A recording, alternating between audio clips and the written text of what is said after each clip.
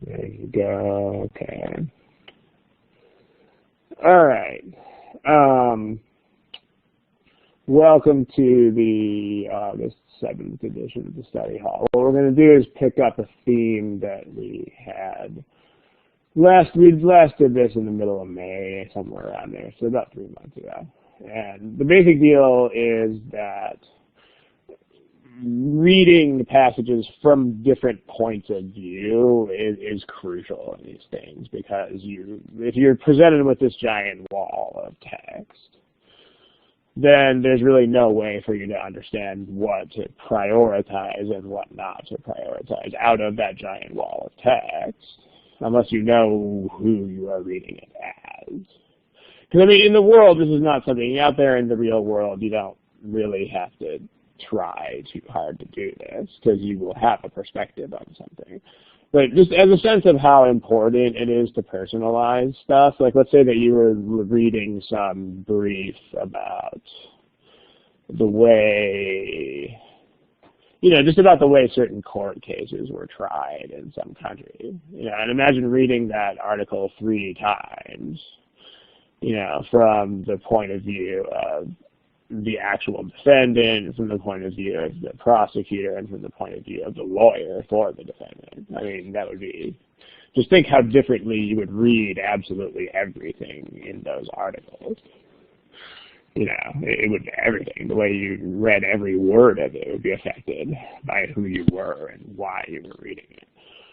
So, and as far as the basic protocol that you should follow here, if you watch some of the earlier study hall sessions that have this same theme, we've elucidated this before, so just a little review of that. When you notice that you're dealing with this kind of passage, when you notice that it's possible to personalize a passage, in other words, when you notice that a passage involves people or things made up of people, such as businesses. One thing that is, I hesitate to call it best practice, because for different people, there's always different things that work best. And you should always try things out and see if they work for you. But when you notice that you're dealing with this kind of thing, what you should first do is quickly browse the passage. There's no sense in reading it in real depth the first time, because you don't really know what perspective to read it from. And so there's not really going to be a way to efficiently segregate details into things that are important and things that are not. So that's kind of the point, right? You don't want to, and when people waste a lot of time on these passages, that's normally the reason why they waste so much time, because they don't take a perspective on it, and so they feel as though every single last detail in the passage is so important. But if you know whose point of view is the one to take, then you'll realize more quickly that certain things matter more than others. So the point of quickly browsing the passage is to do two things. Notice the goal of the passage, or what is the issue being tested. And then just reflect on that a little bit. Reflect on what the goal is that you're trying to achieve or address, or what the issue is that's being treated. And based on that goal or issue, or from that goal or issue, figure out whose point of view is most important to resolving the problem. Once you've figured out that point of view, then that's when you go spend the time. So go back and read slowly from that point of view. I mean, some people will object to this whole type of thing, and they'll say, you know what, it looks like I'm reading this twice. That's going to take me twice as long. But it's not going to, because again, once you understand whose point of view you're reading from, you will get through these things much, much, much faster because there's going to be a lot of things that you can ignore.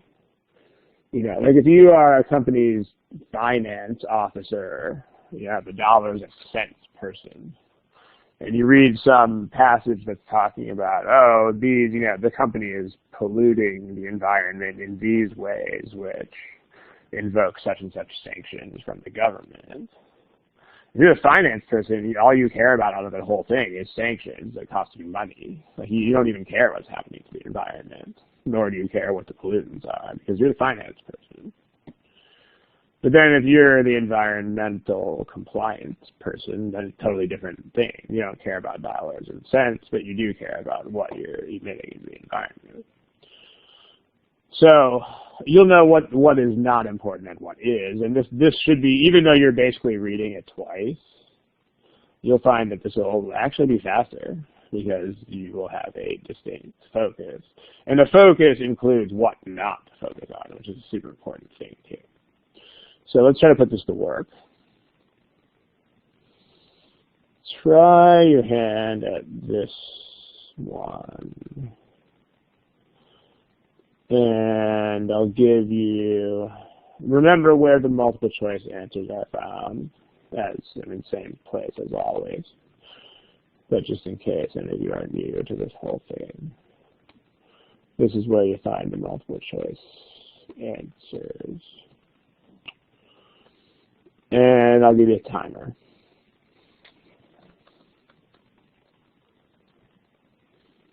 Go for it.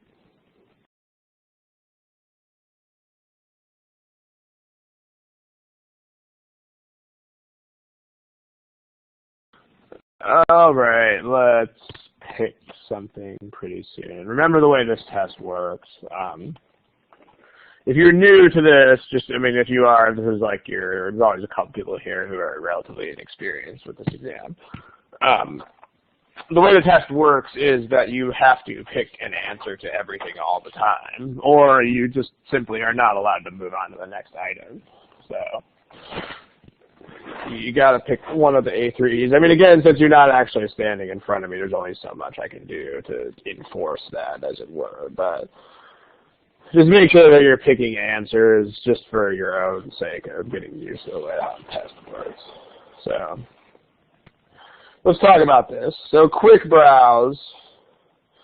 We've got blah, blah, blah, blah, blah, blah, blah, and then they're talking about Aptron's product is likely to dominate the market. So this is the goal, or if you prefer, the issue.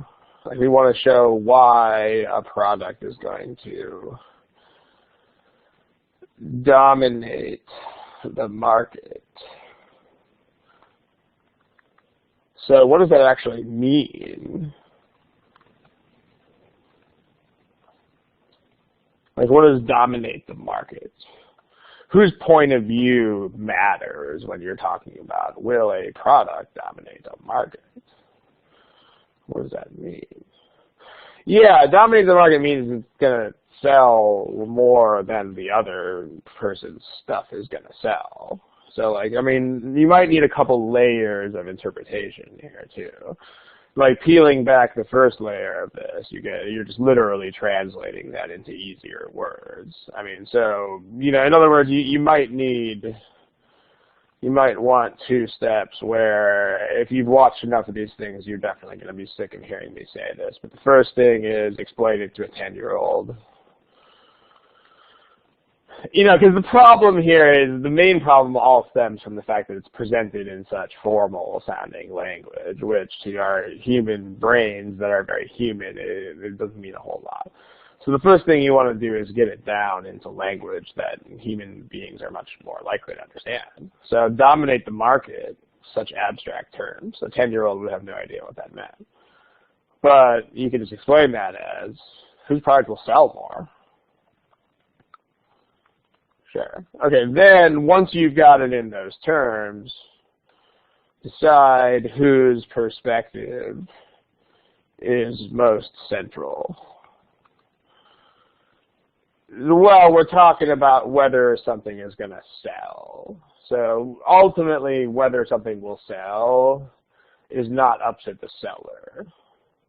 Like the only times when that's true would be if you had some like centrally planned old Soviet type of economy where the supplier just told everybody what they were going to buy and that was that. So we're not talking about that. We're talking about a capitalist free market here, which means that the buyer is ultimately the person who decides.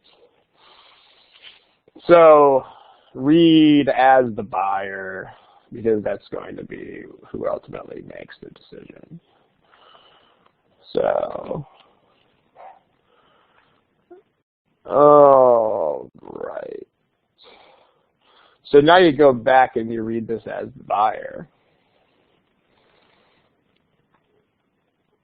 So for the past several years, blah, blah, blah, blah, blah, as the buyer, I just know that's the old way of doing things. I honestly don't really care because this is not the thing I'm going to be buying. This is the thing that already exists and has been around and is presumably obsolete. So the amount of time that I'm going to spend reading that first sentence, even in this step where I go back and read more carefully, I'm going to spend very little time, like 2 seconds, because for the past several years, I just kind of don't care. Recently, there are two competing companies. They've both developed separate systems that both do the same thing, so also I still don't care. Because I'm trying to figure out a difference between these things. Again, as the buyer, this comes naturally to me. I don't really have to think about it. You know, if I look at two things that are the same between these products, I mean, they might be wonderful, amazing, awesome things, but if they're the same, it's not going to help me make a decision between them because it's the same. So I still don't really have to spend more than a couple of seconds reading that second sentence either. So, I mean, you have A and G have new product out.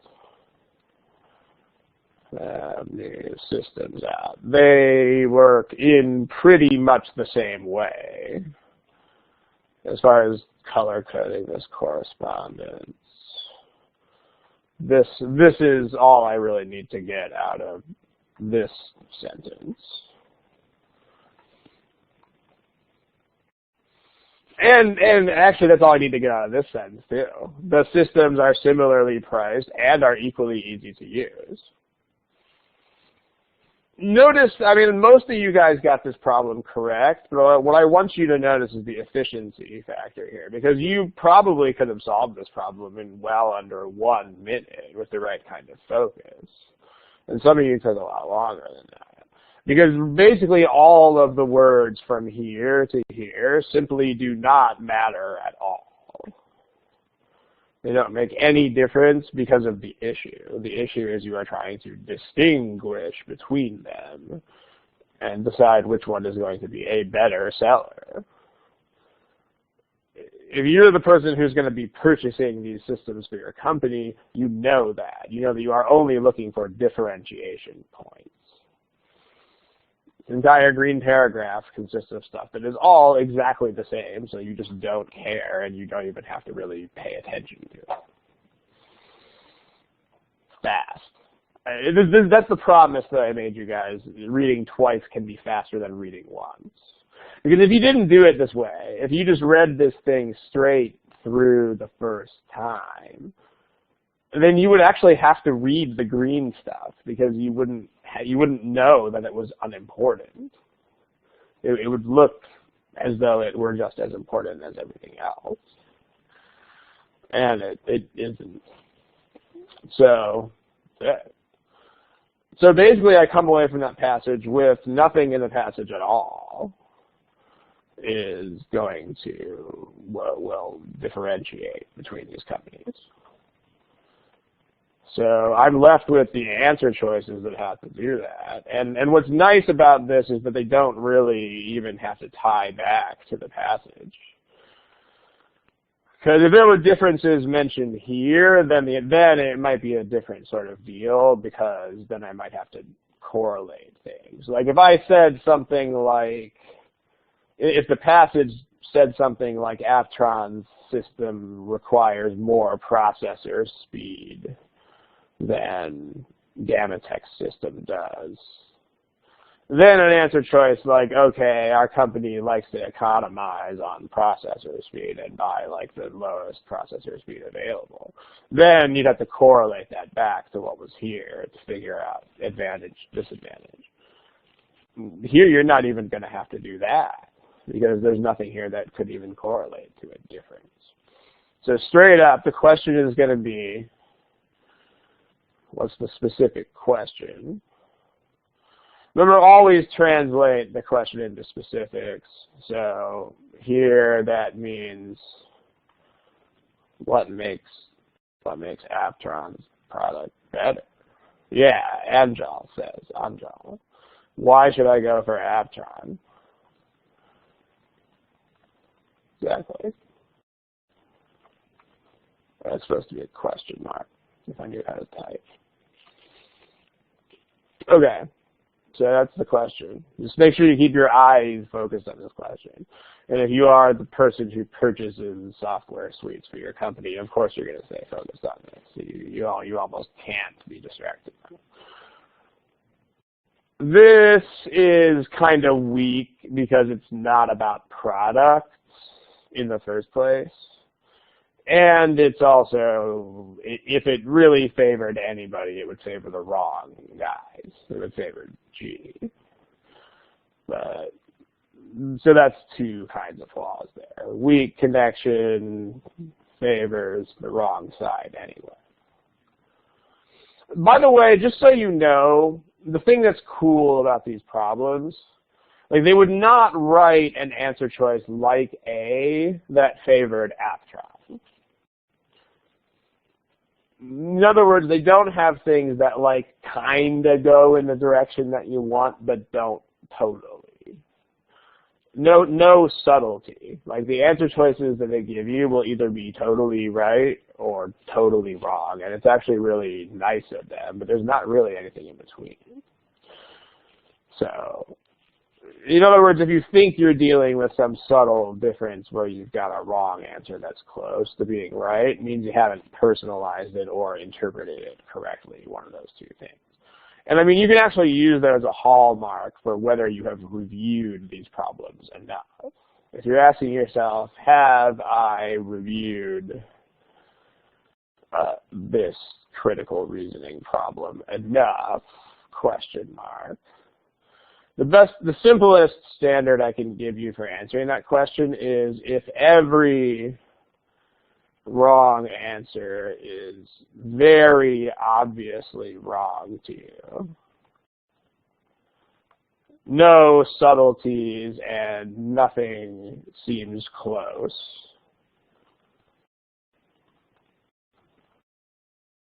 I'll fix the typo in a second.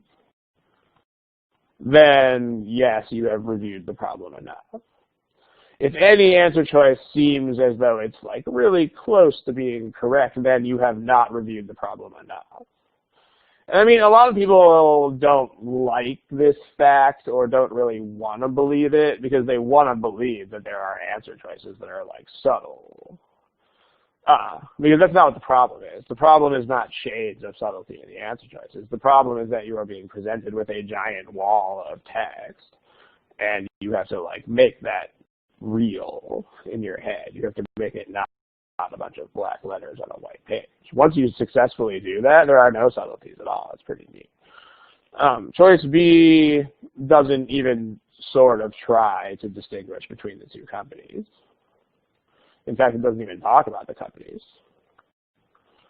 It's as a lunch. C is also clearly in favor of the wrong side. D says what they both do. It's not a differentiation point. And E is in favor of A. So this favors the correct side, favors your side, which is the A side. You want to buy A. And this is what I mean by sufficient review. I think most of you guys didn't seem to find this problem terribly hard or whatnot, but when you review this problem, just make sure that these really are absolutely black or absolutely white. I'm looking for a choice that favors A. Favors G, sort of. Doesn't even go there. Favors G, doesn't even go there. Favors A. Like, notice these are not shades of subtlety. This is like yes or definitely no. Any questions about this problem, feel free to type in the chat box. If not, we'll do another one. Let's do one that, let's see. How about this one? This is one of those problems that of the people who've seen it on the forum, everybody who sees this problem on the forum loves it, if you know what I mean. It attracts a lot of attention from forum posters. People like to talk about it. A lot of people find it challenging. Give it a shot. So you'll see it, the Hollywood restaurant problem. You should see it on the board. Here is, remember, don't forget the answer choices. They are located here underneath your name. Give it a shot.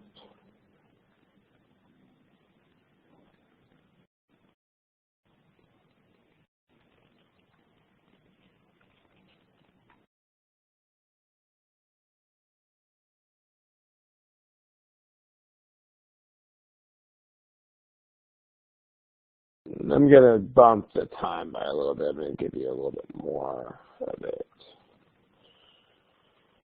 You'll notice that there's a lot of translating to do here. I mean, what I mean by translating is you've got a lot of stuff that your hypothetical 10-year-old would not really follow. Like this question to a hypothetical 10-year-old would be absolute garbage. You'd also want to make profits into something more concrete. And, anything in these choices that is not so concrete, you'd want to make that concrete as well. So there's a lot of translating to do, but just make sure that your 10-year-old can follow it.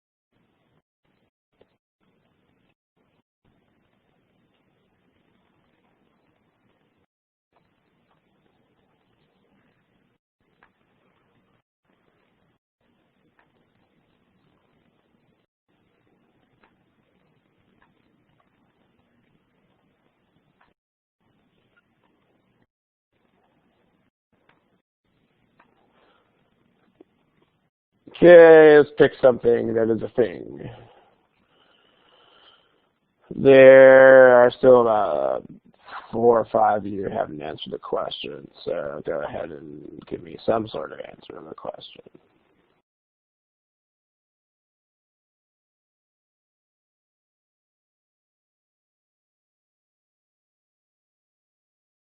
All right, let's talk about it. Okay.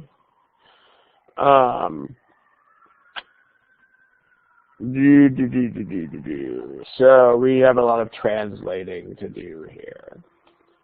But before we do that, again, let's do the whole browsing thing. Let's quickly browse the text and see what in the world we're even arguing about in the first place. See, because that's the other reason why these passages tend to be hard for people, is that this is not how anybody takes on topics like this on planet Earth. People don't go into an entire explication of something before they know what they're talking about. That's not how life works. like the way that life works is you have a conversation about some issue and then you develop that issue while fully aware of what the issue is. So that's the other reason why this way that we've talked about viewing this is better. Because it's more like the way you think in real life. You don't absorb a bunch of completely context-free information and then have an issue thrown at you. That's not how it works. Like you have an issue and you collect information around it. So the issue is ultimately this: the profits of a restaurant. So now there's a couple things that we want to talk about with that. Because let's think about perspective. I mean, again, ultimately this is a consumer-centered thing. I mean, profits are going to be down to who goes to the restaurant and spends money there. So the point of view is very clearly going to be, again, the optimal point of view to read from. POV stands for point of view. That's going to be the point of view of customers, or at least the clientele of the restaurant, the people who eat there. Or if they eat or not eat, the people who go there and spend money. But now we need to think, because remember, this is not just like the last problem you were just talking about buying a fixed system where it was kind of 1 or 0, lights on or lights off. You either bought the system or you didn't buy the system. This is a little bit different because restaurants are a place where clients go for varying lengths of time and also spend varying lengths of money, varying amounts of money. So someone tell me, because this is where it really, this is where you make or break it.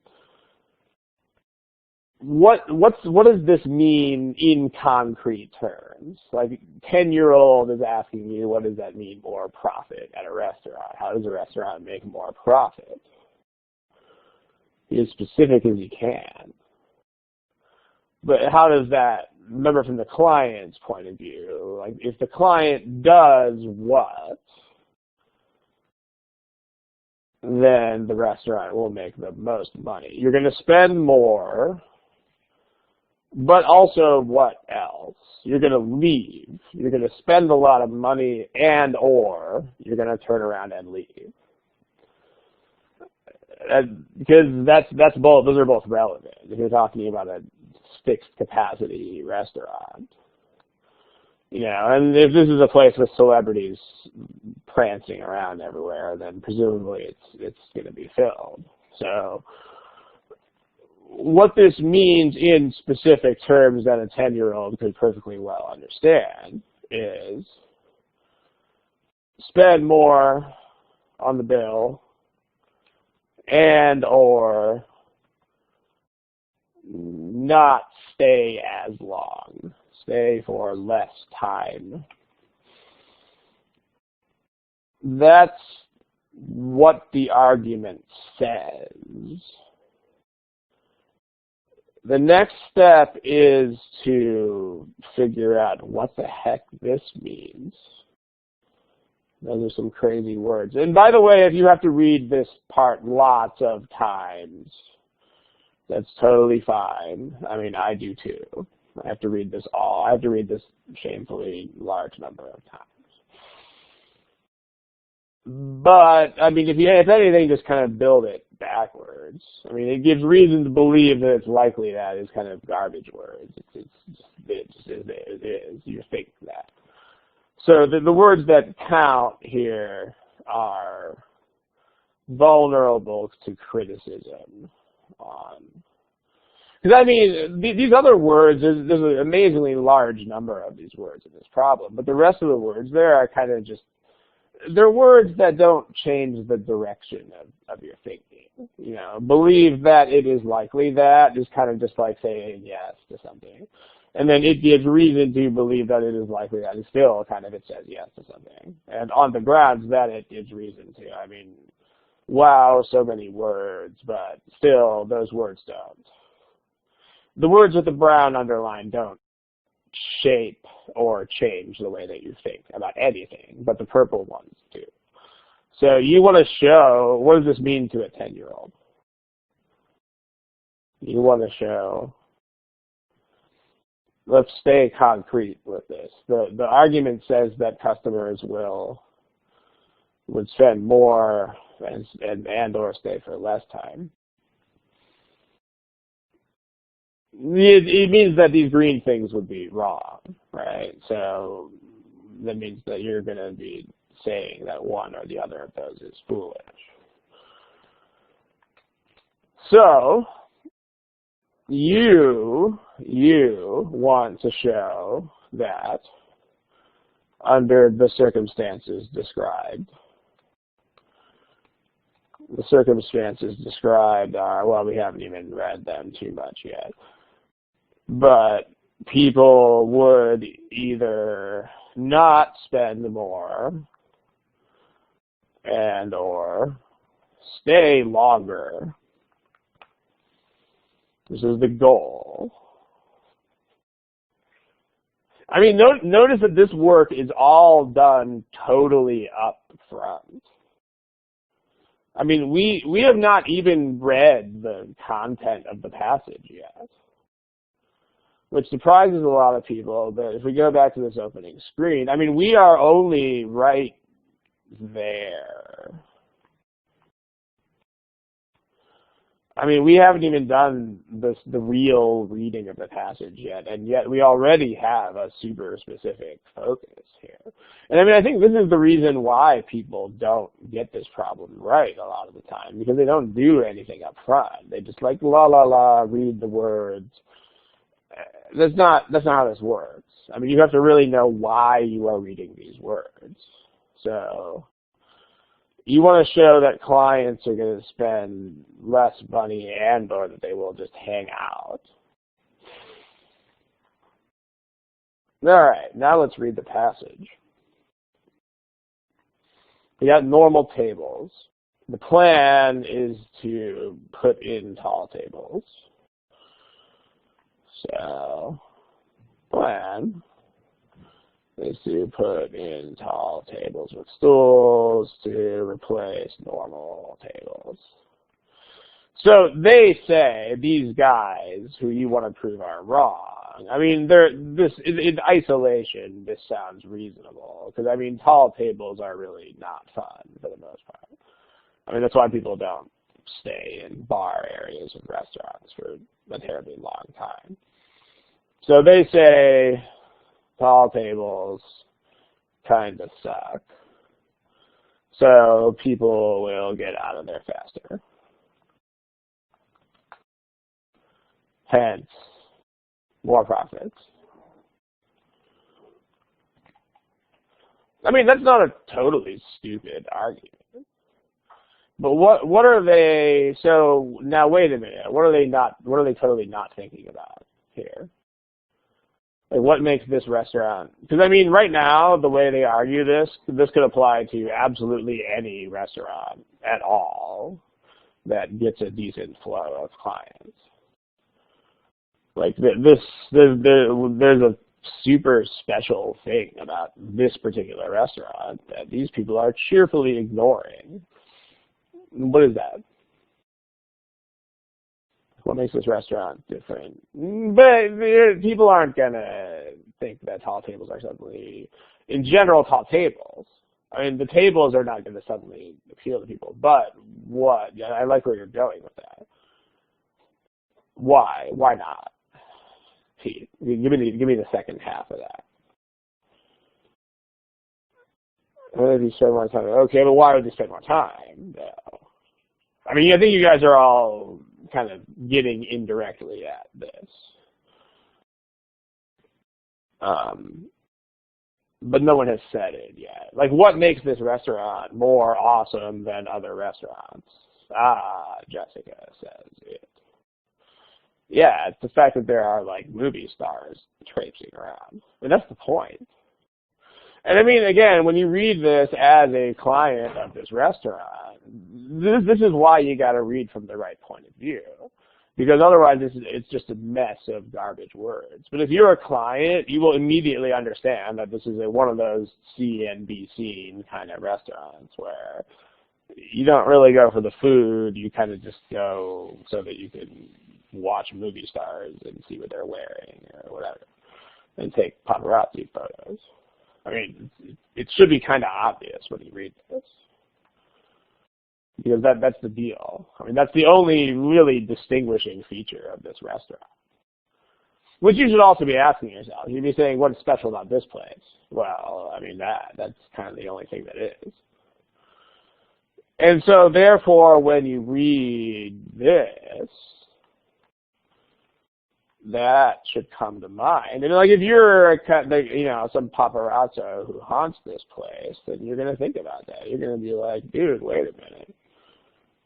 You're not thinking about, I mean, what you say, whoa, wait a minute. You're not thinking about the single thing that makes this place special, which is the fact that celebrities are hanging out there. So, and that's why does that matter? It's what Nazanin says it. Because you're not going to just eat your food and get the heck out of there. I mean, you're not going to want to do that. And if you're sitting at a taller table, you're especially not going to want to do that, because you'll have a better view. You're going to take better pictures. So that's basically what the deal is. I mean, the passage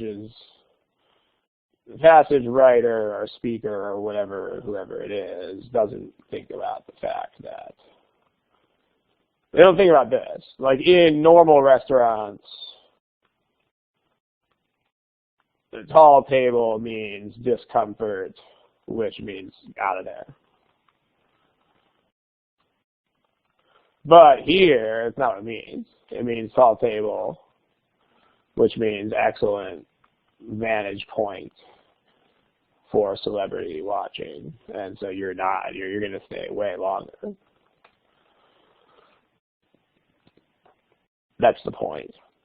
So this is kind of what we're looking for here. So some celebrities choose to sit at the tall tables. That's not random clients will do this or do that. I mean, in fact, if anything, celebrities will probably dump a lot more money because they're celebrities. But A doesn't do either of the two things that we're talking about. B, the price of meals compensates. So, I mean, this is actually a direct strike against what we want to do. I mean, we're trying. We want to show that the profits will not increase, and they're saying that they will at least make up for it, if not increase. C doesn't immediately mean anything to a 10-year-old, so we need to translate that. I mean, what is the generalization about lingering? What is that? What is the generalization?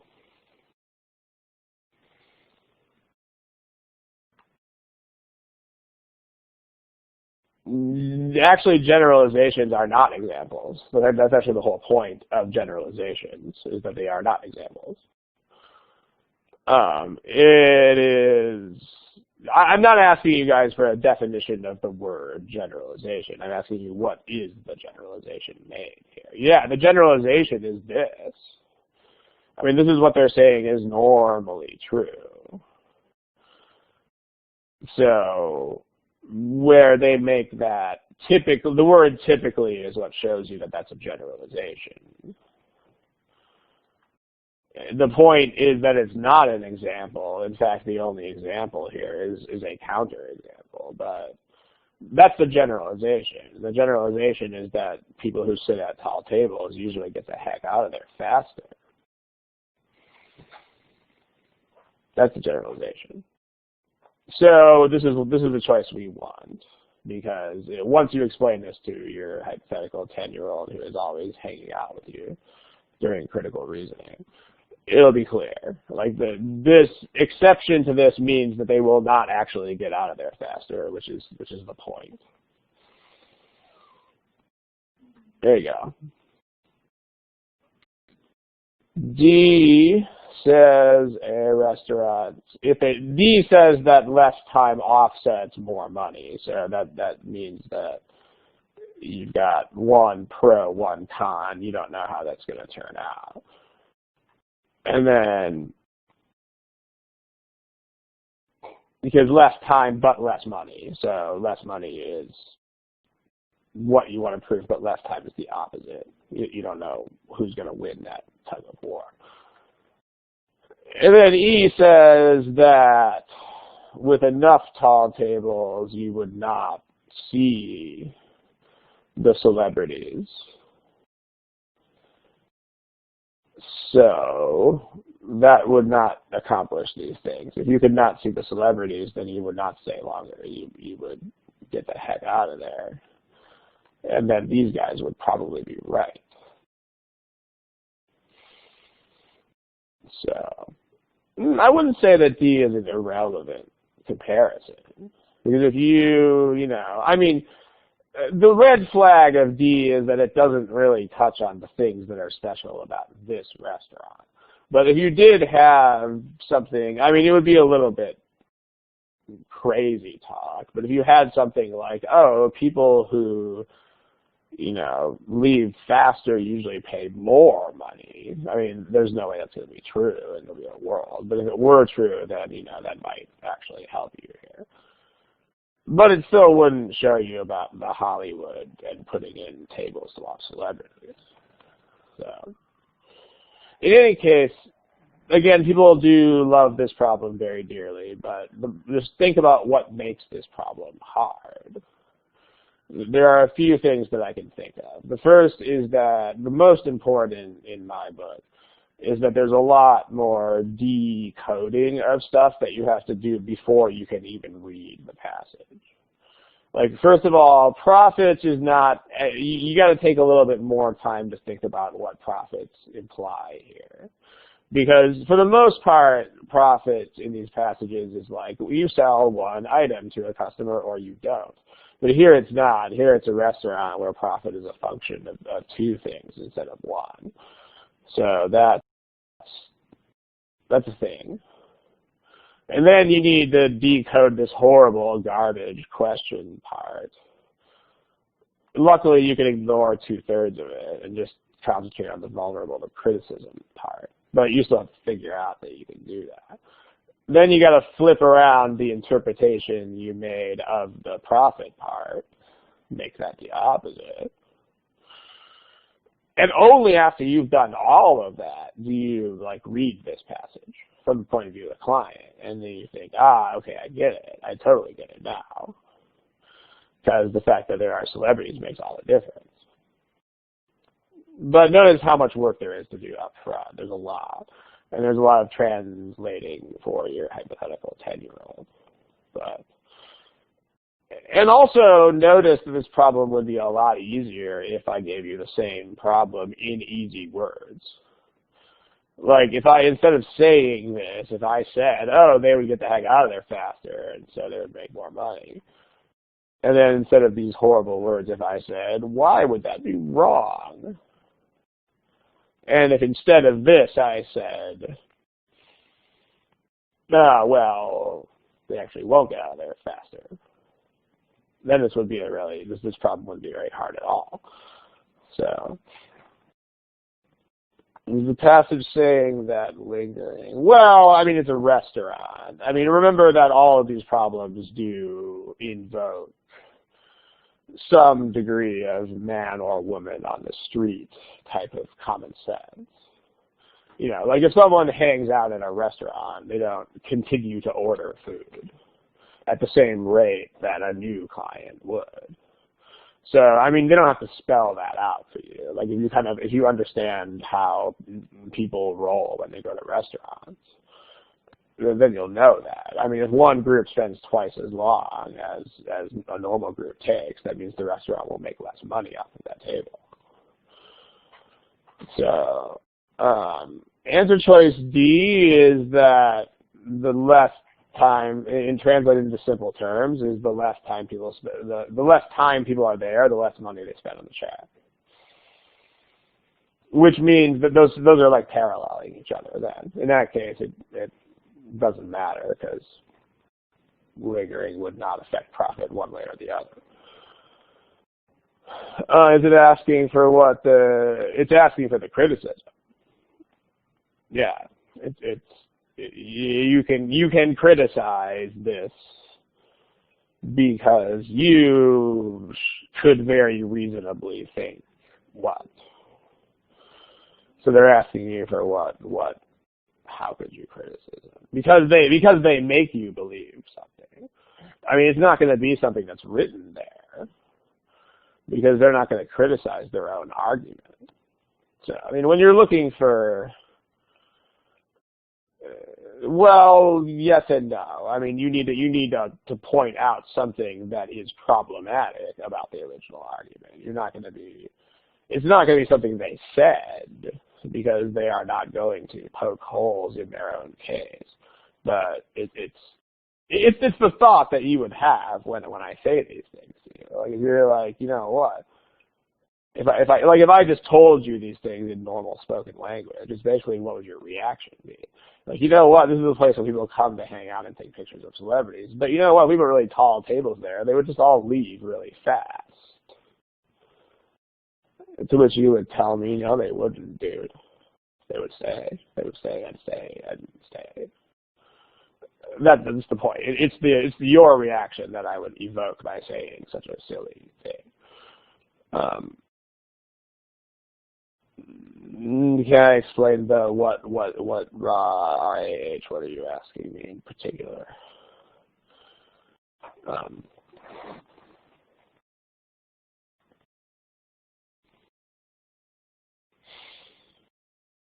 And then let's try to move on to another one pretty soon. But let's see what the question is here. The generalization is the yellow part. It's that part which translates into simpler terms as that part. That's the part that's wrong because there are movie stars hanging around. Alrighty, still, let's see if it.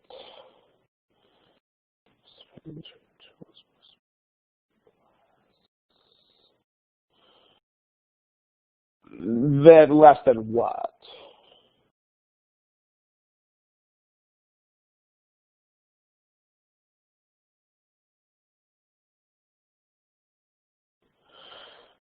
You would see that's the kind of answer that they're not gonna give you. If you were, I don't remember if you were here yet for the first problem that we did, but one promise that I made you, and it is an ironclad promise indeed, is that you will not have answers that are sort of correct, but have like big issues.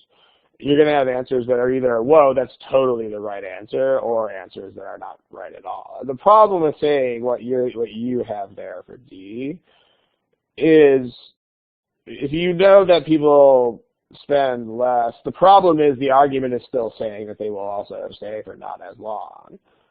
And you haven't debunked that. So they're going to spend less, but they're also going to leave earlier according to the argument, and those would just kind of cancel each other out. So that would leave you with a very strong objection. So it would kind of maybe sort of help you, but that's not how the correct answers work here. The correct answers work here are unambiguous. Okay, I've actually answered that question about 4 times already, so it's the yellow thing. But if you didn't catch that, then go ahead and check out the recording, because we got to move on here. But all right, anything else that is not something people have asked already? I don't mean to be a jerk, but we've been talking about this problem for a long time. The generalization is the yellow stuff. It's also that yellow stuff. Okay. Let's move on to another question. Let's see here. How about that?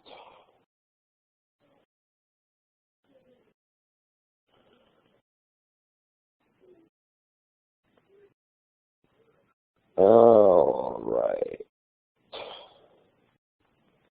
Give it a shot. Remember where answers are found.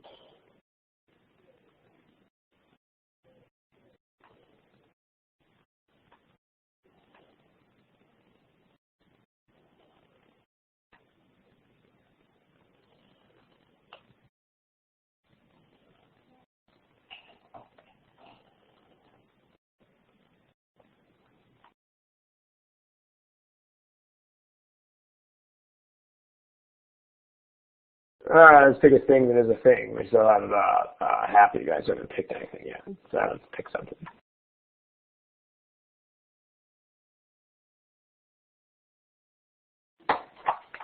Okay, let's talk about this. Still have a bunch of non-answers. Remember, I can't force your hand, but the GMAT can. I mean, if you don't answer a problem, it's just going to be, the GMAT is very patient. The GMAT has the patience of a saint. If you don't answer the question, it's just going to chill. It's just going to sit there and look at you. Be like, why are you not acting, sir or man? Yeah, the words are hard to understand, which honestly, the words are hard to understand is kind of the reason why all of the ones that are challenging are challenging. It's because you can't immediately explain them to a 10-year-old. I mean, again, I'm sort of obsessed with proving this point to you guys, but the logic of the problems will never, ever, ever even sort of be an issue here. It's going to be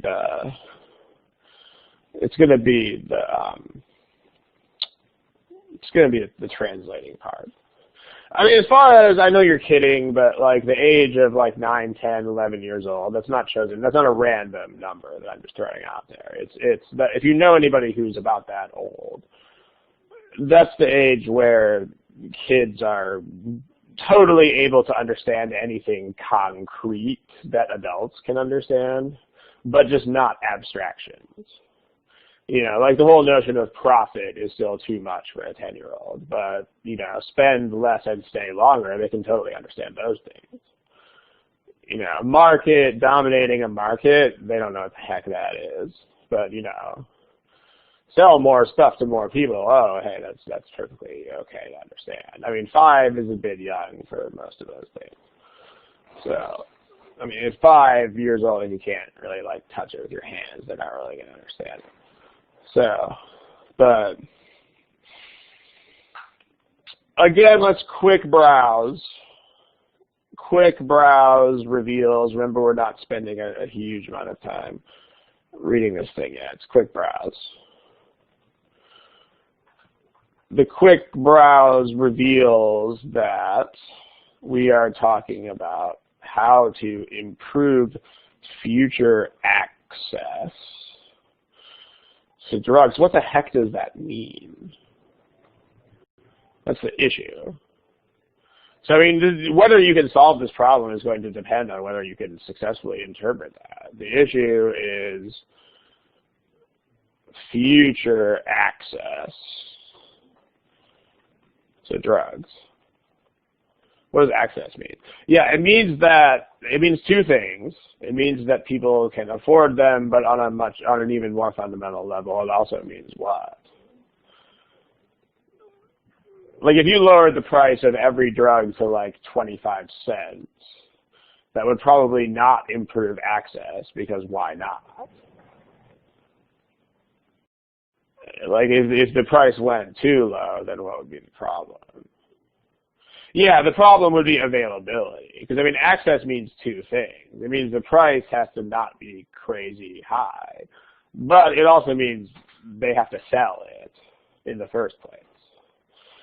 So it has to be something that you can get. So, yeah. All right.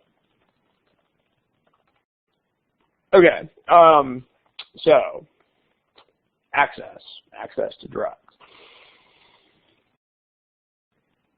Two things, that means cheap enough to buy, and will they even sell them at all? Okay, that's the issue. So, okay, now see who. I mean, usually when you're talking about markets and such, you're talking about the buyer, but this time we're talking about price setting and decisions of whether something will be sold. So the consumer doesn't make these decisions. Who makes these decisions? I mean, I don't decide as the buyer. I don't decide what will be offered and at what price. That's the one measure of control that who has. Yeah, someone in the company, whether it's someone in that business, probably maybe not the owner, but someone whose job is to do that sort of research and figure out how to set prices. Probably some sort of finance officer. Yeah, because that's what they do. They do the balance sheet. They try to maximize the profit. So, well, of course they want it, but that's not the point. I mean, if the question is, will there be access, that's not their decision. I mean, they would be very happy if there were access, but because again, when we say point of view is important, we're talking about important in the sense of determining how stuff will turn out, not important in the sense of passively being affected by stuff. Because I mean, otherwise you could flip that around on the other thing. Like when we talk about will this product sell, I mean, obviously the company cares because if they don't sell their product, then they won't stay in business. But that's not the point because they don't determine whether it will sell. The people who actually determine whether it will sell are the buyers. Here, this time, the people who determine at what price it will be offered and whether it will be offered at all, those decisions are made by the company that makes the drug. So, or maybe regulatory authorities if the government's gonna like cartel the prices or something, but they don't talk about that here. So that means it's the company. So read as the company, as the officer who sets prices or decides what to sell and where. Okay. There, that's you.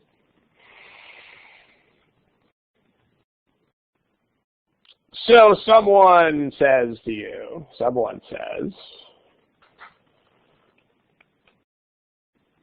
that if we take patents away, then you may not be able to charge as much. Like you'll have to charge less because of market forces.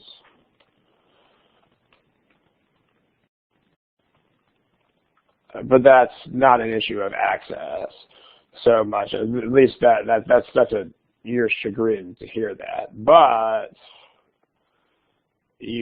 premium prices instead of affordable prices. But widely affordable, so more people will be able to afford them. More people will be able to. As far as which parts of this are coming from where, let me color code it, right? So this is red, this is red. You'll have to charge less comes from the fact that patented drugs, actually you can charge more. It's the same thing, we just said it the other way around. Okay. And so therefore, you'll have a market of more people to whom you can sell. A market. And you want to be, and remember that you need to stay focused here. I mean, if you make yourself, someone who's trying to crank up the company profits, then that might lead you off track. Because then you would just think, oh, greedy, haha, I don't care if more people can buy my drug, I just want more money. But that's not the point, because what we're talking about here is actually being able to sell it to the biggest variety of people. So you want to show that this is not true. Like you need to show what they are saying to you is this. I mean, if you really want to break it down to the simplest possible terms, they're saying if you take away the patent protection, then you'll be able to sell to more people. I mean, notice that the decreased price would hurt you, but that's not relevant right now because that's not an access issue. I mean, the only way that's relevant is that it actually lets more people buy the drug. Alrighty. That's what we want. So someone translate this for our 10-year-old. Does anyone want to try? Because, I mean, weakens the argument is right now sort of meaningless garbage if you're a fourth grader. So what does that mean? I mean, that's still, I mean, I'm in fourth grade, man. I don't know what an argument is. I mean, if you know an actual 10-year-old, just imagine how they would look at you if you said something like the argument, and especially if you tried to say contradict the logic set. I mean, a 10-year-old would think you were nuts. Like actual 10-year-old, actual fourth grader, not hypothetical fourth grader who thinks and talks like an adult, but like actually someone who is 10 years old. Yeah, that's more like it, right? I mean, why might I not be able to sell to more people? Like, you know, if you take away, my rights, the drug, which is what patents is, it's what patent does, I won't be able to sell to more people. Why not? I mean, you got to be able to get the question into these words. Raw, I don't know if that's raw or if that's initials. I don't know if that's RAH or raw, but you're kind of halfway there. You made the patents being abolished thing concrete. But what you don't have there is the issue that we need to focus on, which is the number of people to whom I can sell. You remember, you have to think in those terms. So that's the first half of it. If you do that, then why will this not happen? It's not any other. There's a lot of other aspects of patent protection. Because, I mean, think about how many directions you could go in with this. I mean, if you're not focused on this issue, for example, you could go in vastly different directions. Like, I don't know, if you take away patent protection, then I'm not going to want to do research anymore because other companies will just steal my final product and make tiny changes to it and, then call it theirs. So that would definitely be a serious problem because then nobody would want to do R&D anymore. But that's research and development is not the current topic. So, but yeah, people who are saying words like logic set and argument, don't do that. Like, make it a question that is in very simple terms. All right. This. A says that even if you take away my rights to the drug, I can still make money selling it. That definitely does not tell me this. That pretty much tells me the opposite of that. It tells me that I can keep selling it. Wrong way.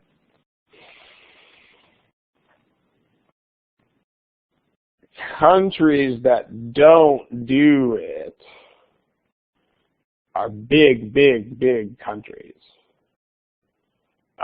Well, I mean, if we have the rest of this, then think about what that means. I mean, a few of you picked this choice. But right now the argument is saying that you'll still be able to sell. And now if you add this into that mix, then you're going to be able to sell to, even bigger populations of people. So that's also exactly the wrong way. It's black when you want white. because you'll have way more people to whom to sell the drug. C says, what does C, what does that mean to a 10-year-old? There's a lot of words there. Someone translate that for me.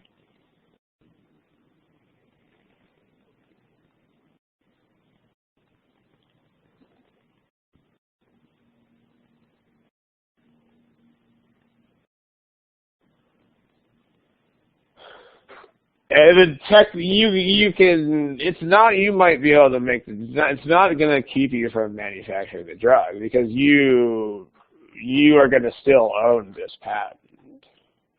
It just says that the synthesis of it, like the process by which you cook it up in your lab, is what would be patented instead of the actual drug.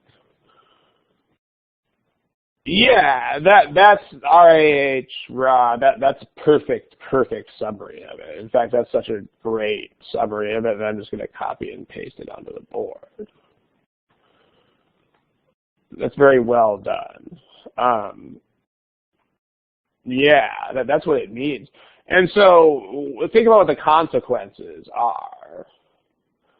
I mean, in particular, this.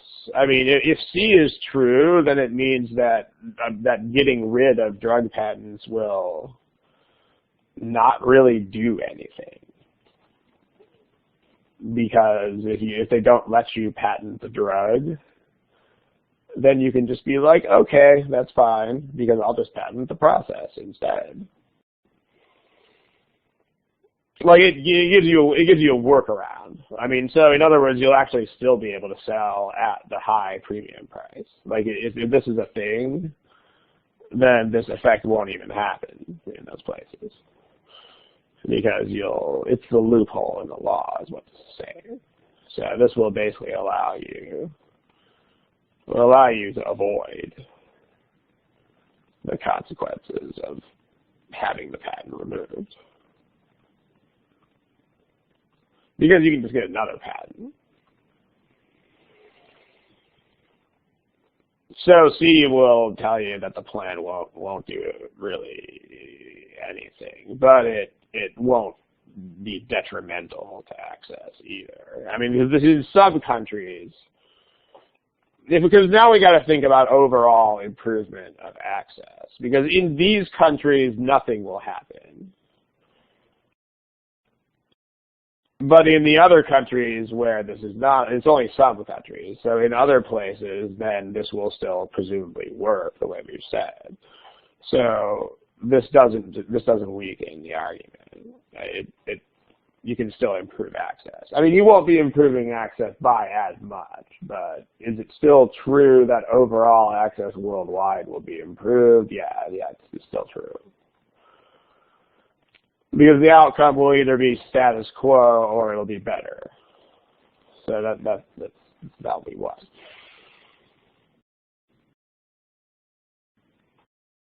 From the point of view of the competitor, if you want to elaborate on that, that would be helpful. Choice D.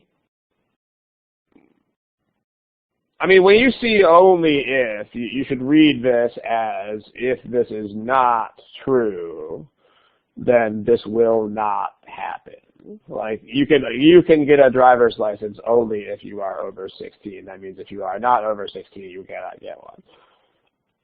This statement means that if you don't have a patent that lets you make money, then you can't even make the drug in the first place. Like you can't, the next round of drugs will come to a halt. Like nobody will develop them. So if you make that, if you condense that even further, you get, without a patent system, no one will continue to develop drugs. Well, that is definitely going to destroy this, because that will reduce future access to zero for those drugs, because they won't exist. That's the answer we want. And again, notice that it's very clear that this is the answer. It's the only answer that even shows that access will decrease. And in fact, it'll decrease all the way to 0 for the drugs that will no longer be developed. Choice E says, no one picked it, but choice E just says that you cannot buy the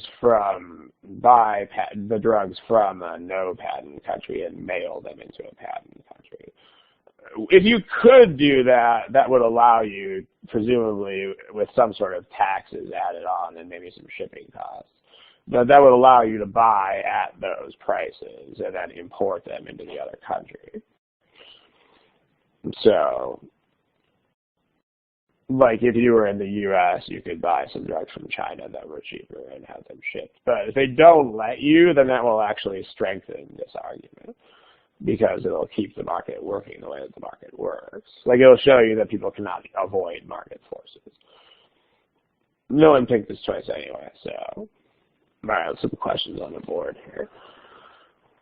When CR problems. Anthony, not really, because the task is so different. I mean, there's nothing that you would ever do with an RC passage that you would also do with a CR argument. I mean, because there's main idea questions which have no equivalent whatsoever on these problems. I mean, there's never going to be a critical reasoning problem that's just like, la la la, summarize. Because there would be no challenge there. I mean, it's not very hard to summarize something that has 5 lines to begin with.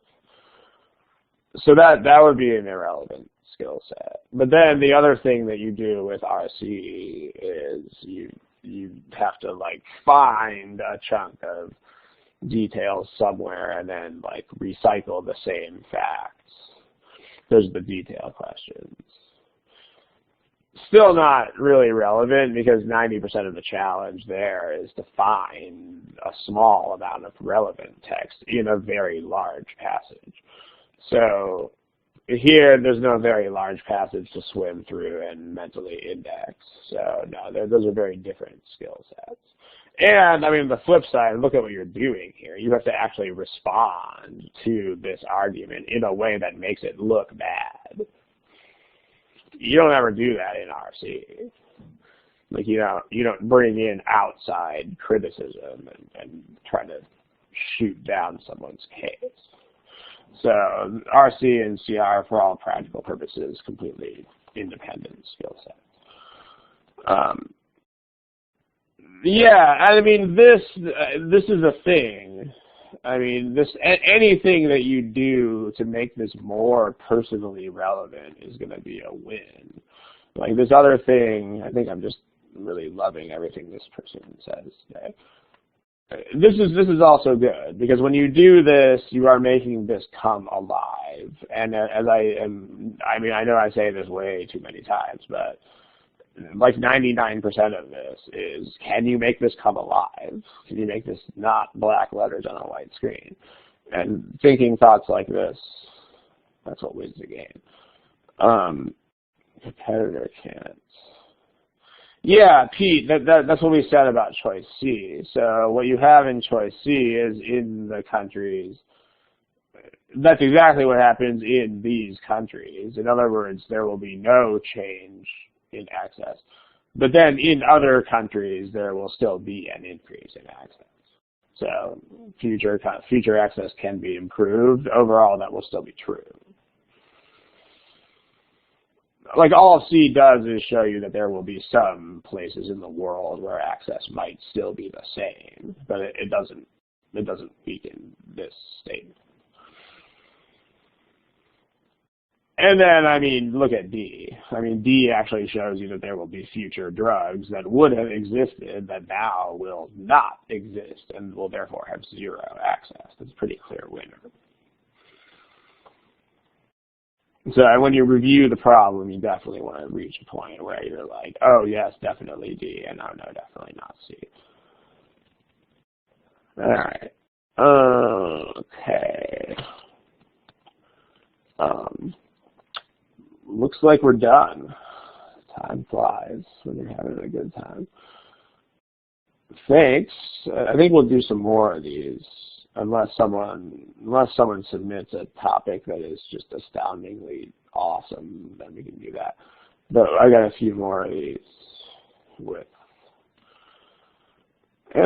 lined up to do. If you've got a very specific thing in sentence correction that you want to submit, you can submit it on the submission form. Some actual topic. But remember, if it is one or two questions, then the forum is probably the place to take that. Yeah, this is D. All right, I'm going to kill the recording here.